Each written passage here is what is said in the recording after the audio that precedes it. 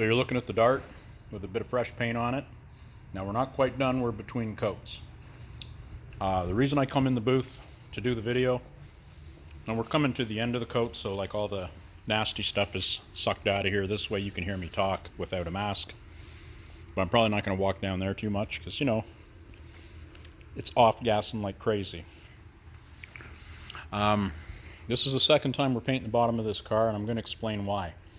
And the reason I want to share this info is because, like, the DIY guys will freak out if things go wrong. Just like I do too. I still do. But you got to know where to stop, where to quit, and what to do. So let me explain what happened on our first coat. On our first coat, we found out that this color, this particular shade orange in the single stage, normally our single stage, what I'll do, anywhere where there's a bit of primer, we'll put a bit of color on it, like one coat, and we'll just kind of blend it out into the nothing. And then we'll do 2 solid coats, and this paint covers well. Now every so often, we got to do a third coat. Not a real big deal, but you want to cover any dark or lights or anything like that. But this particular color, when they mixed this color in the single stage, it wasn't hiding very good at all. Another thing that happened is the first coat we went to put on, our mix is 4 to 1 to 1. So 4 parts paint, 1 part reducer, 1 part hardener. I noticed immediately it was a little bit on the wet side. I went and shot it anyway. I had a couple minor little sags or runs. Now, you almost want to do more of a tack coat. And the thing is, I did more or less a tack coat. I painted it the way I always paint this material. So when I saw a few minor runs, I thought, well, they were in places where it didn't matter too much. So I went out, added a little paint and hardener, mixed it up just to dilute it, like basically make it a little fatter. The second and third coat were fine, but some places had started to sag after I walked away from that first coat, because you're basically putting a lot of, I'm going to call it like your base is like a clear, and they add a bunch of color to it. So it might have been a little fatter than I thought, because of the color, like I say, it was like trying to spray paint Jello. You could see right through it. So the key to that is to be patient. And when I noticed it was wet, I should have stopped. But I didn't. So we had issues. So then I mixed it 4 to 1 to half. So 4 parts paint, 1 part hardener, and then a half part reducer. And it worked out just fine. So what did we do? We had some runs, so we knew we were going to have to sand them. But we also knew that the coverage sucked. So I went ahead and did like a third coat, made sure we had coverage, and walk away. So that was the first issue we had. Now to correct the issue, you block out the runs with some 400 wet, and then you kind of scuff the whole thing. We're just going to do 2 coats, call it good. Problem number 2 arises. Up above the shadow line where we didn't want to paint, the tape pulled the paint right off. Now, not as long as the line you're looking at,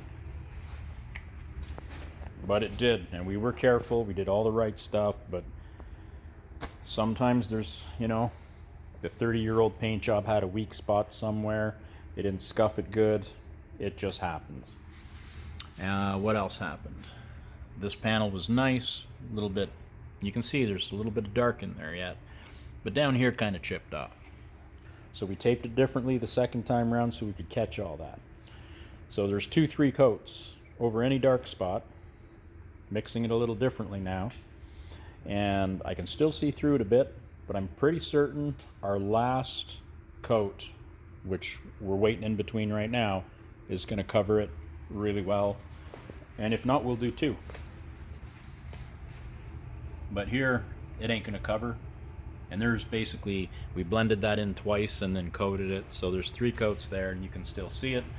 It takes 5 coats to hide that with this particular shade and this particular paint. So I'm going to come in here and do another coat to bury it. We'll hit those little dark spots at the back. We're not going to worry about any of the shadowing. It's mostly gone. And then on this side, we had to trick it up above to the next line because the same thing happened here. And the rest was okay. So this had like one coat on it, like right now. So we did our first couple coats, sanded it, now there's one coat. And quite frankly, you could walk away from that. This would be fine. Looks like a shadow there, but I think it's just the light from where we are. But one coat's not enough anyway. So we had the first two coats, then sanded. Now we're gonna do two more coats on this. It sounds like a lot of work because you're doing all the work twice. Like we pulled all the plastic, we had to fix all the spots and block it all, sanded any little runs we had to fix just to make sure. And I mean, they weren't that bad, so we could have technically fixed our tape spots and just kind of went over it. But this is a rough car, so the work we're doing, we're going to try to make it as good as we can, and that'll help pull the whole car to look a little better. So if something like that happens, you get a little sag or a run, normally I'll stop right there and scuff it and then come back and do it again. But in this case, because we could see that the coverage sucked, I went ahead and I tried to put a bunch of coverage on it. Now I did notice I ordered half a quart more of this color, right in the exact same thing, because one thing we liked when we pulled our tape, the color was so close you couldn't really see that it had been redone at the bottom. But I noticed when I mixed it up, it looked a little thicker. So it could be they put a bit too much reducer when they mixed up the color for us. It is what it is, and these are just some of the things that happen. There's no point getting angry or upset or frustrated.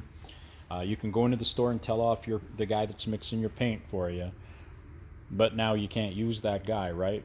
So, you know, bear with it. Things happen, and it is what it is. So like I say, we're pretty happy with it now. There's a few dark spots, and we're basically just going to do another coat only on the dark spots. They'll melt in. They might leave a little bit of a dry spot like from overspray, but that's okay because it's soft enough. If it don't quite melt in, when we go do our last final full coat, it'll melt right in.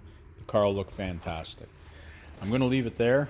I just wanted to I just thought this was an opportunity where I did some work. It sort of became a mess. We fixed it. Now we're halfway through. And I thought, this is a perfect video for guys that are, you get really frustrated and basically really disappointed. And I don't want anyone out there to lose motivation, right? Let's keep all these old bombs going down the road. I mean, this is a pretty cool car. It's going to be a nice car for a guy to drive around in. It don't need to be perfect. Some do, some don't. But this is the type of thing a DIY guy could do, and if something messes up, you just have to think. And here's the thing, when we're going to sand all that and recoat it, if you're a guy who has a normal job and works all the time, you could put it aside, do it nights after work, and the following weekend you could shoot it. Anyway, that's it for now. I'm going to go throw my mask on and throw a little more orange on top of the dark spots here, and then we'll do a final coat and call it good. I'll probably share a video of it sitting all together outside when it's done. Now you may have noticed from the last video we did put our door back on, because I actually painted it with the door, with that all taped in and the door off the car. The other door was on the car, and it's tricky to paint it, but at any rate the jams and everything are fine, so we used a little foam tape under there. But for what we're doing now, we just want the surface real nice. The rest is good. So we also put the fender back on, which is the fender that would not fit this car no matter what we did. We actually got it fitting fairly well. The hood fits nice. When we're done the orange, the darker orange hood is going to be painted black. You can kind of see where we painted here orange right up into the window, because we're going to do inside that line. That's all going to be Bessa satin black. So we've got our stripe on the back. We black out this. I mean, we could have painted that orange too, but right on top, that would have been super shiny, and the rest will look super faded. So we're just doing what we have to. It's a bit of an illusion. Pull off something a guy can drive around as a hot rod. Basically, the car won't be nice, but it'll be respectable. Anyway, thanks for watching. Hope that helps somebody out. But whatever happens, don't get discouraged. do a bit of research, look at your TDS sheets, and fix it. That's all we can do. Cheers.